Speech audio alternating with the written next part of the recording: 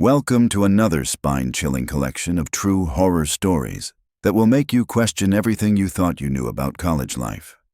These aren't your typical dorm room pranks or midnight study sessions gone wrong.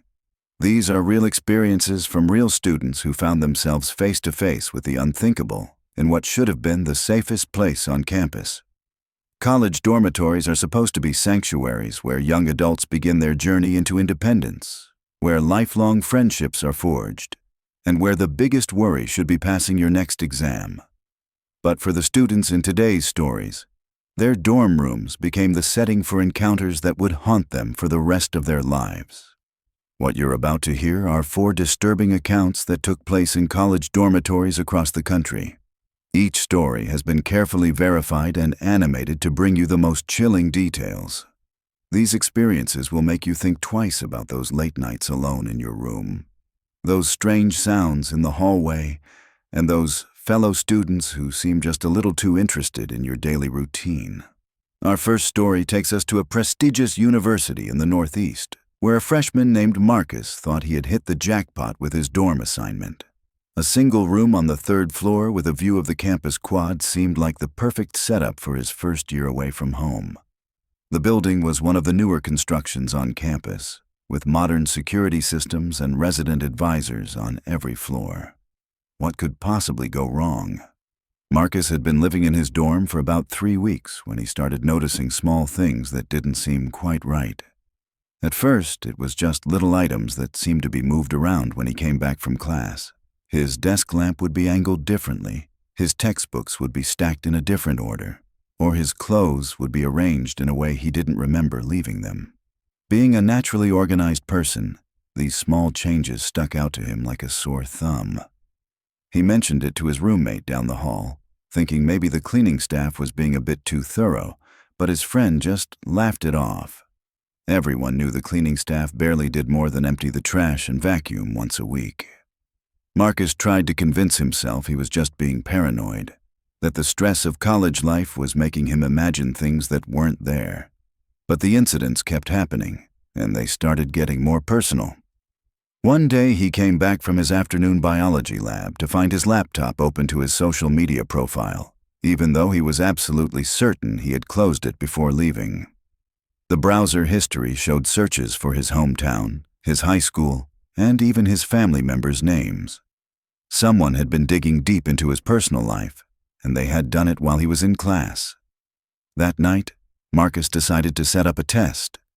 He arranged his desk in a very specific way, took photos of everything, and even placed a few hairs strategically on his laptop and dresser. If someone was coming into his room, he would have proof. He went to dinner with some friends from his floor, making sure to lock his door behind him. When he returned 2 hours later, his worst fears were confirmed.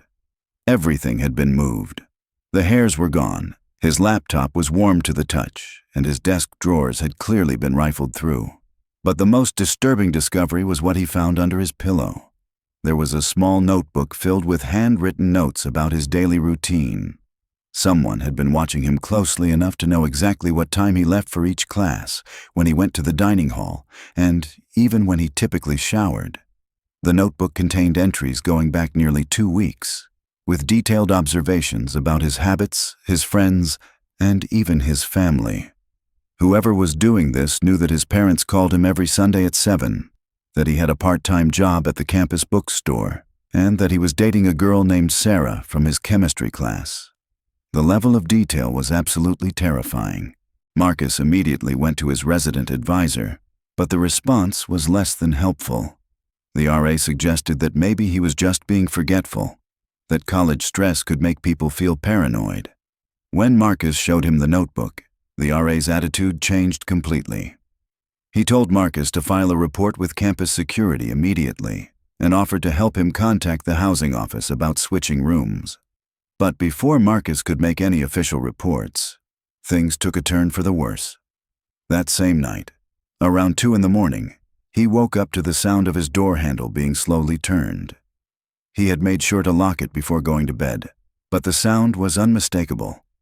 Someone was trying to get into his room in the middle of the night. Marcus lay perfectly still, barely breathing. as he listened to the sounds outside his door. Whoever was out there was being very careful, trying not to make any noise.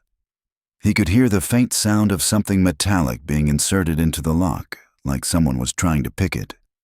His heart was racing so fast he was sure it could be heard through the walls. After what felt like an eternity, the sound stopped. Marcus waited another hour before getting up to check his door. When he looked through the peephole, the hallway appeared empty. But when he examined his lock the next morning, there were clear scratches around the keyhole that hadn't been there before. Someone had definitely been trying to break in. The next day, Marcus went straight to campus security and filed a formal report. The officer who took his statement was surprisingly understanding and immediately arranged for the locks on his door to be changed. They also set up a meeting with the housing director to discuss moving him to a different building entirely. But the person stalking Marcus wasn't ready to give up that easily. 2 days later, as he was walking back from his evening shift at the bookstore, he noticed someone following him across campus. It was hard to make out details in the darkness, but the figure stayed about 50 feet behind him, matching his pace exactly. When Marcus stopped to tie his shoe, the person stopped too. When he speeded up, so did his follower. Marcus decided to test his suspicions by taking a longer route back to his dorm, walking around the entire campus quad instead of taking the direct path. Sure enough, the figure followed him the entire way, always maintaining that same distance. When Marcus finally reached his building, he quickly swiped his keycard and rushed inside, immediately looking back through the glass doors. Standing under a streetlight about 20 yards away was a tall, thin figure in a dark hoodie. Even from that distance, Marcus could tell the person was staring directly at him. They stood there for several minutes, not moving, just watching. Marcus called campus security from the lobby, but by the time officers arrived, the person was gone. The security investigation revealed something that made Marcus's blood run cold. The person who had been stalking him wasn't some random stranger or creepy outsider. It was his next-door neighbor, a junior named Kyle, who had been living in the building for 2 years. Kyle had somehow obtained a master key, probably stolen from a maintenance worker, and had been using it to enter Marcus's room whenever he was away. When campus security searched Kyle's room, they found dozens of photos of Marcus, printed copies of his social media posts, and detailed schedules of his daily activities. Kyle had been obsessed with Marcus since the first day he moved in, and his behavior had been escalating for weeks. The notebook under Marcus's pillow was just one of several that Kyle had been keeping, documenting every aspect of Marcus's life. The most disturbing part of the discovery was a detailed plan Kyle had written out for what he called the next phase. He had been planning to drug Marcus's food and stage what would look like a suicide. Kyle had somehow convinced himself that if Marcus was gone, he could take over his identity and his life. The plan was elaborate and terrifying, involving forged documents and even contact with Marcus's family members. Kyle was immediately arrested and expelled from the university. The investigation revealed that this wasn't his first time engaging in stalking behavior. He had been quietly moved between dormitories twice before after complaints from other students, but the university had never taken serious action. Marcus's case finally forced them to confront the pattern of dangerous behavior they had been ignoring. Marcus transferred to a different university the following semester, unable to feel safe on a campus where his stalker had operated freely for so long. The experience left him with lasting trust issues and a heightened awareness of his surroundings that he says will probably never go away. He still checks over his shoulder when walking alone at night, and he's never been able to live alone again without feeling anxious. The case against Kyle revealed the shocking ease with which someone can invade another person's privacy in a college dormitory setting. Despite all the security measures and resident advisors, a determined stalker had been able to access Marcus's room dozens of times over the course of several weeks. The university was forced to completely overhaul their security protocols and key management systems to prevent similar incidents. But Marcus's story serves as a chilling reminder that sometimes the most dangerous threats come from the people living right next door. The person who had been watching his every move Cataloging his habits and planning his demise was someone he passed in the hallway every day. Someone who smiled and nodded when they saw each other. Someone who seemed like just another college student trying to make it through their degree. The psychological impact of discovering that your most private moments have been observed and documented by a stranger is something that Marcus says he's still working through years later. The violation of privacy, the sense of being hunted, and the knowledge that someone was planning to harm him has left scars that may never fully heal. Our second story takes us to a large state university in the Midwest, where a sophomore named Jessica thought she had found the perfect living situation. She had managed to secure a coveted spot in one of the newer residence halls, complete with suite-style living and her own bathroom. After a difficult freshman year in a cramped double room, this felt like a major upgrade. Jessica was studying pre-med and spent most of her time either in class, at the library, or in the science labs. She was a dedicated student who rarely partied and preferred quiet evenings studying in her room. Her suite mates were friendly enough, but they had very different schedules and social circles, so Jessica often found herself alone in the suite during the evenings. The first sign that something was wrong came about a month into the semester. Jessica started noticing that her personal items were being moved around, but not in an obvious way. Her shampoo bottle would be turned slightly, her towels would be folded differently, or her textbooks would be in a different order on her desk. At first, she attributed it to her suite mates borrowing things or the cleaning staff being more thorough than usual. But then she started finding evidence that someone had been going through her more personal belongings. Her journal, which she kept hidden in her dresser drawer, would be moved slightly. Her laptop showed signs of being used when she was certain she had left it closed. Most disturbing of all, her prescription medications seemed to be missing a few pills, even though she was careful to keep track of her dosages. Jessica decided to start keeping a closer eye on her belongings, but the incidents continued to escalate. One evening, she came back from a late study session to find her room door slightly ajar, even though she was absolutely certain she had locked it. Her suite mates were all out for the night, and there was no sign of forced entry. Someone with a key had been in her room. That night, Jessica barely slept. Every small sound in the hallway made her jump, and she found herself constantly checking her door to make sure it was still locked. She considered telling her resident advisor, but she wasn't sure how to explain what was happening without sounding paranoid. After all, nothing had actually been stolen, and she had no proof that anyone was deliberately targeting her. The next day, Jessica decided to set up a simple test. She arranged her desk in a very specific way and took detailed photos of everything. She also placed a few strands of hair on her laptop and dresser, invisible to a casual observer, but easy for her to spot if they were disturbed. If someone was coming into her room, she would finally have evidence. When she returned from her evening classes, her worst fears were confirmed. The hairs were gone, her laptop was warm, and her desk had been subtly rearranged. But the most terrifying discovery was what she found on her laptop's browser history. Someone had been looking at her social media profiles, her email, and even her online banking information. They had also searched for information about her family, her hometown, and her high school. Jessica immediately changed all her passwords and went to her resident advisor with the evidence. The RA was much more helpful than Marcus's had been, immediately contacting campus security and arranging for Jessica's locks to be changed. They also started an investigation into who might have access to master keys for the building. But the person targeting Jessica wasn't ready to give up. 2 days later, she received a text message from an unknown number. The message contained personal information about her family, including her parents' names, her little sister's school, and even her grandmother's address.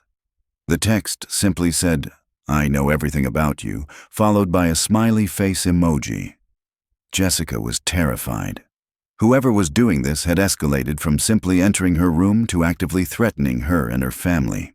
She immediately contacted campus security again, but tracking down the source of anonymous text messages proved to be more difficult than expected. The number appeared to be from a burner phone that couldn't be traced back to any individual. The text messages continued over the next few days, each one more personal and threatening than the last. The sender knew intimate details about Jessica's life, including information that could only have been obtained by reading her private journal and going through her personal documents. They knew about her struggles with anxiety, her fears about medical school, and even private conversations she had had with her family. Jessica was barely sleeping and constantly looking over her shoulder. She started carrying pepper spray and never walked alone on campus after dark. Her grades began to suffer as she found it impossible to concentrate on her studies. The stress of being watched and threatened was taking a serious toll on her mental and physical health. The breakthrough in the case came when Jessica's suite mate Emma returned early from a weekend trip home. Emma walked into the suite around midnight and was surprised to find the lights on in Jessica's room, since Jessica had mentioned she would be studying late at the library. When Emma knocked on the door to say hello, she was shocked to find a man she didn't recognize sitting at Jessica's desk, going through her belongings. The man, who appeared to be in his 30s, claimed to be a maintenance worker checking on a plumbing issue. But Emma knew that maintenance requests weren't handled at midnight, and the man wasn't wearing any kind of uniform or identification. When she asked to see his work order, he became agitated and tried to push past her to leave the suite. Emma was smart enough to block his exit and call campus security immediately. The man tried to leave through Jessica's window, but the suite was on the 4th floor, making escape impossible. When security arrived, they found the man had been carrying a backpack full of Jessica's personal items, including her journal, several pieces of her clothing, and even her prescription medications. The investigation revealed that the man, whose name was David, was actually a former employee of the university's maintenance department. He had been fired 6 months earlier for inappropriate behavior, but had managed to keep copies of several master keys. He had been using these keys to enter female students' rooms throughout the semester, stealing personal items and gathering information about their lives. David had been targeting Jessica specifically because of her predictable schedule and the fact that she often spent evenings alone in her room. He had been building up a detailed profile of her life with the intention of escalating his behavior even further. When campus security searched his apartment, they found similar collections of personal items from at least 6 other female students. The most disturbing part of the discovery was a detailed plan David had written outlining his intentions to kidnap Jessica. He had been studying her schedule for weeks, noting when she would be most vulnerable. The plan included drugging her coffee at the campus coffee shop where she studied every Tuesday evening, then using a service elevator to transport her unconscious body out of the building. David was arrested and charged with multiple counts of breaking and entering, theft, and stalking. The case against him was strengthened by the evidence found in his apartment and the detailed records he had kept of his activities. He was eventually sentenced to several years in prison, but the damage to his victims had already been done. Jessica transferred to a different university the following semester, unable to feel safe in an environment where her privacy had been so thoroughly violated.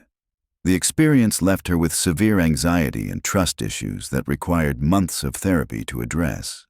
She says she still has trouble sleeping in unfamiliar places and always checks her belongings obsessively to make sure nothing has been moved.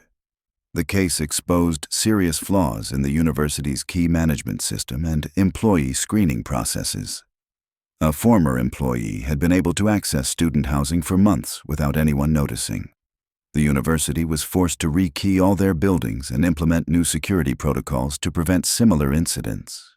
But Jessica's story highlights the vulnerability that college students face in dormitory settings. Despite all the security measures and resident advisors, a determined predator had been able to access her most private space repeatedly over the course of several weeks. The psychological impact of knowing that someone had been watching her, studying her, and planning to harm her is something that continues to affect her years later. Our third story comes from a small liberal arts college in the Pacific Northwest, where a junior named Alex thought he had found the perfect setup for his final 2 years of school. He had managed to secure a single room in one of the college's historic buildings, a beautiful old structure that had been converted into dormitories decades earlier. The building had character with its high ceilings, original hardwood floors, and large windows that looked out over the campus courtyard. Alex was majoring in computer science and spent most of his time either coding in his room or working in the computer lab. He was a bit of a loner by nature, preferring the company of his computers to large social gatherings. His room was his sanctuary, filled with multiple monitors, gaming equipment, and the latest technology. He had invested a considerable amount of money in creating the perfect setup for both his studies and his hobbies. The first indication that something was amiss came when Alex started noticing that his computer equipment was being tampered with. His desktop computer would be running when he returned from class, even though he was certain he had shut it down. His gaming console would be warm to the touch, indicating it had been used recently. Most concerning of all, his network logs showed activity during times when he was definitely not in his room. Initially, Alex thought he might be dealing with some kind of technical malfunction or perhaps a roommate who had somehow gained access to his systems. But Alex lived alone, and his room was always locked when he left. He started changing his passwords and implementing additional security measures, but the mysterious activity continued. The situation escalated when Alex discovered that someone had been accessing his personal files and online accounts. His email had been read, his social media profiles had been viewed, and even his online banking information had been accessed. Whoever was doing this had sophisticated technical knowledge and was able to bypass most of his security measures. Alex decided to set up his own surveillance system using some of his computer equipment. He installed hidden cameras in his room and configured them to record whenever motion was detected. He also set up network monitoring software to track exactly what was happening on his computers when he wasn't around. The footage he captured was absolutely terrifying. A figure in dark clothing and a ski mask was entering his room regularly, always during times when Alex was in class or at the library. The person seemed to know his schedule perfectly and never stayed long enough to risk being caught. They would spend 15 to 20 minutes going through his belongings, using his computers, and even going through his personal documents. What made the situation even more disturbing was the technical expertise the intruder displayed. They were able to access his secured systems, bypass his authentication measures, and even disable some of his security software. This wasn't some random person looking for things to steal. This was someone with serious computer skills who was specifically targeting Alex's digital life. The intruder's behavior became increasingly bold over time. They started leaving subtle signs that they had been in the room, almost like they wanted Alex to know he was being watched. His screensaver would be changed, his desktop wallpaper would be altered, or his browser bookmarks would be rearranged. It was psychological warfare, designed to make Alex feel violated and helpless. Alex took his evidence to campus security, but they were ill-equipped to handle such a technically sophisticated case. The security officers didn't understand most of what Alex was trying to explain, and they seemed skeptical about the severity of the situation. They suggested changing his locks and maybe installing a door alarm, but Alex knew that wouldn't be enough to stop someone with this level of technical skill. Frustrated with the lack of help from campus security, Alex decided to take matters into his own hands. He upgraded his surveillance system and started varying his schedule unpredictably, hoping to catch the intruder in the act. He also reached out to some of his computer science professors for advice on digital security measures. The breakthrough came when Alex's network monitoring software detected something unusual. The intruder was using his internet connection to access the campus network and other students' accounts. By tracing the network traffic, Alex was able to identify patterns that suggested the person was operating from somewhere else in the same building. Alex spent several nights monitoring the network activity, trying to pinpoint the exact location of the intruder. The data suggested that the person was operating from a room on the floor below his, in what should have been another student's dorm room. Alex was able to narrow it down to one of 3 possible rooms based on the network topology. Armed with this information, Alex approached the resident advisor for the floor below his. The RA was initially skeptical, but Alex's technical evidence was compelling. They decided to investigate the 3 possible rooms, starting with a simple conversation with each of the residents. The first 2 rooms checked out fine, with students who seemed normal and had reasonable explanations for their computer usage. But the 3rd room, occupied by a graduate student named Marcus, immediately raised red flags.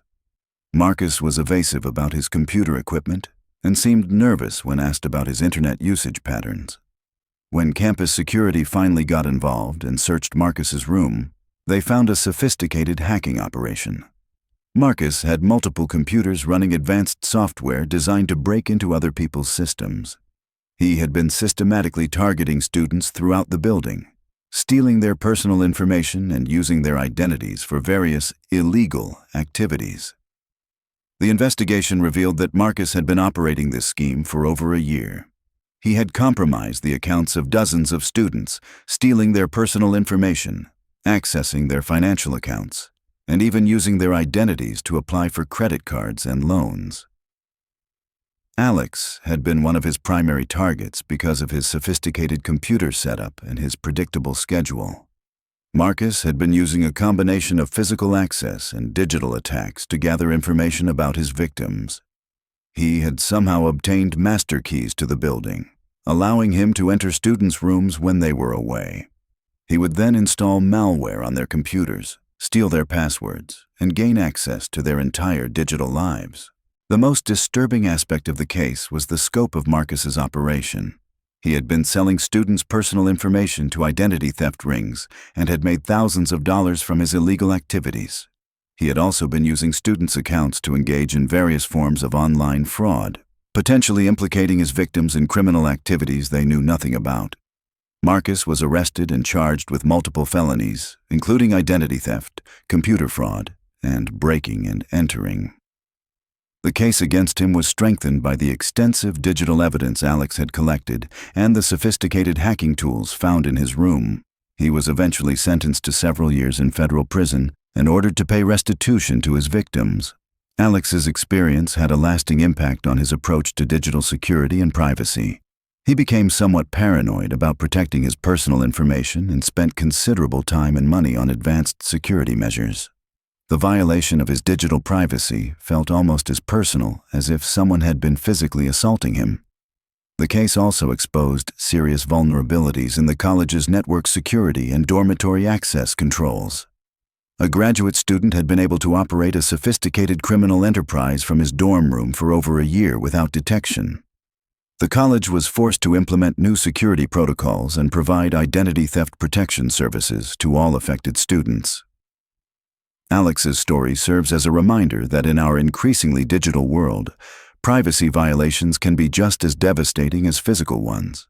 The person who had been invading his digital life was someone he passed in the hallway regularly, someone who seemed like just another graduate student working on his degree.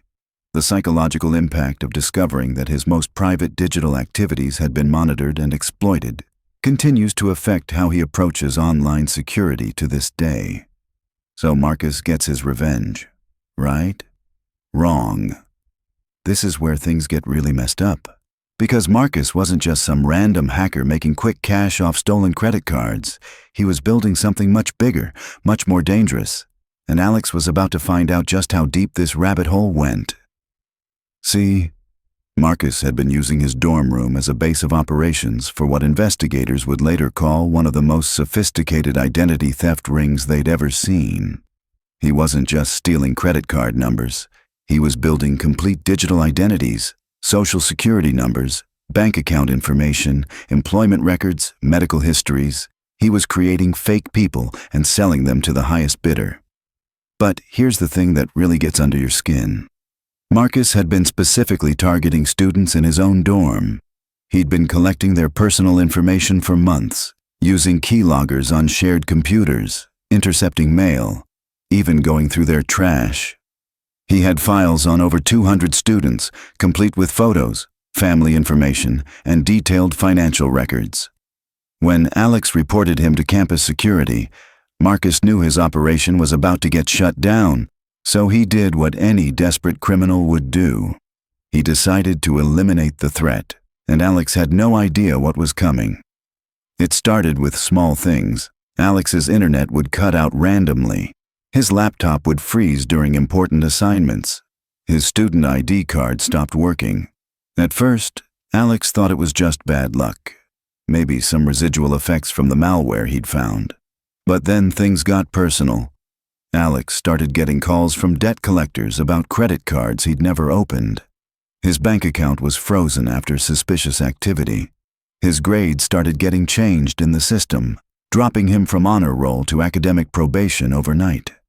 Someone was systematically destroying his life, and Alex knew exactly who was behind it. But Marcus wasn't done. He'd been watching Alex's daily routine, learning his schedule, his habits, his weaknesses, and he'd discovered something interesting. Alex always studied late in the library, usually staying until they kicked him out at midnight. The walk back to his dorm was through a poorly lit section of campus, past the old maintenance buildings where nobody went after dark. It was a Tuesday night when Marcus made his move. Alex was walking back from the library, exhausted from studying for midterms, when he heard footsteps behind him. He turned around, but the path was empty, just shadows and silence. But that feeling of being watched, that prickle on the back of your neck, it was there. And it was getting stronger. Alex picked up his pace, but the footsteps matched his rhythm. When he stopped, they stopped. When he started walking again, they started walking again. By the time he reached the maintenance buildings, his heart was hammering in his chest. He pulled out his phone to call campus security, but there was no signal. Of course there wasn't. Marcus had thought of everything. That's when Alex heard his own voice coming from the darkness. His actual voice, crystal clear, saying, "Help me! Someone help me!" It was a recording, probably taken from one of their confrontations. But hearing it played back in that empty, dark space was absolutely terrifying. Marcus was messing with his head, and it was working. Alex started running, but Marcus was ready for that too. He'd been planning this for weeks, mapping out every possible route, every hiding spot, every escape path. No matter which way Alex turned, Marcus was there, always just out of sight, always one step ahead. The chase went on for what felt like hours, but was probably only minutes. Alex running through the darkness, Marcus playing psychological games, using Alex's own voice, his own fears against him. It was like being hunted by a ghost who knew everything about you. Finally, Alex made it to his dorm building and burst through the doors, gasping and shaking. The security guard looked up from his desk, concerned, but Alex couldn't explain what had happened without sounding completely insane. So he just said he'd been spooked by something and went up to his room. But Marcus wasn't finished. Over the next few days, the harassment escalated. Alex would find printouts of his personal information slipped under his door. His social media accounts would post things he'd never written. His phone would ring at all hours with recordings of his own voice saying increasingly disturbing things. The worst part was that Marcus had made Alex complicit in his own torment.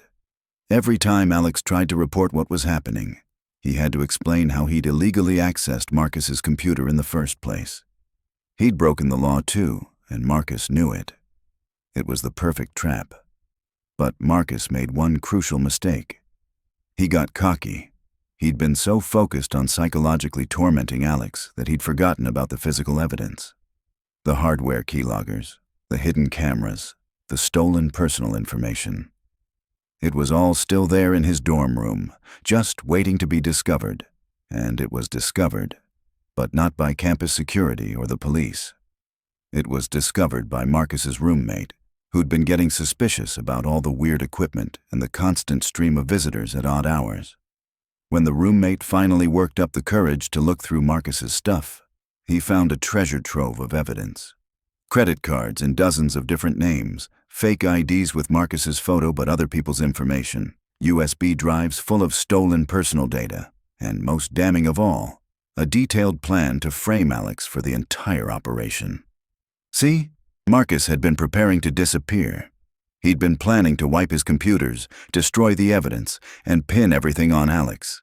He'd already created fake evidence showing Alex as the mastermind behind the identity theft ring. All he had to do was plant it and vanish. But his roommate found the plan before Marcus could execute it. And unlike Alex, the roommate didn't hesitate to call the police. Within hours, Marcus was in custody, and the full scope of his operation was finally revealed. The investigation uncovered something that still gives me chills.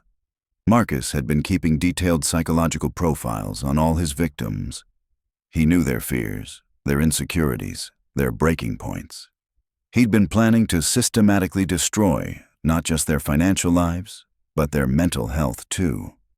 Alex had stumbled onto something much bigger than a simple hacking operation. He'd uncovered a predator who was using technology not just to steal money, but to completely destroy people's lives.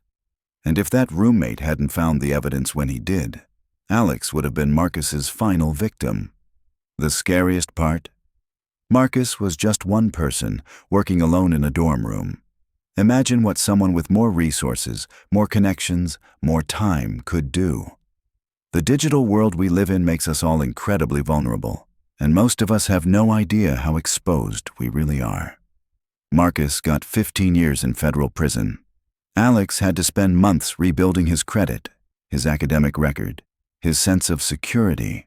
But he also became something of a legend on campus. The guy who took down the hacker, who stood up to digital bullying, who refused to be intimidated. These stories, they're not just about the dangers of dorm life. They're about the fact that evil can come from anywhere, can look like anyone, can use any method to hurt people. The student next door, the maintenance worker with access to your room, the hacker in the computer lab. They're all potential threats, and the only way to protect yourself is to stay alert. Trust your instincts, and never assume you're safe just because you're surrounded by other students. College is supposed to be about learning, growing, discovering who you are. But sometimes, what you discover is that the world is full of people who want to hurt you, and the only person you can really count on to protect you is yourself.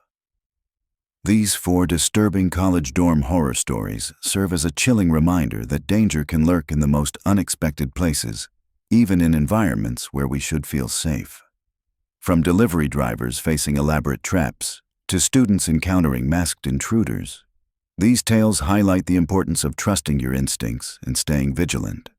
Whether you're living on campus or working late-night shifts, remember that your safety should always come first. If you enjoyed these spine-tingling stories, make sure to subscribe for more terrifying true tales that will keep you looking over your shoulder.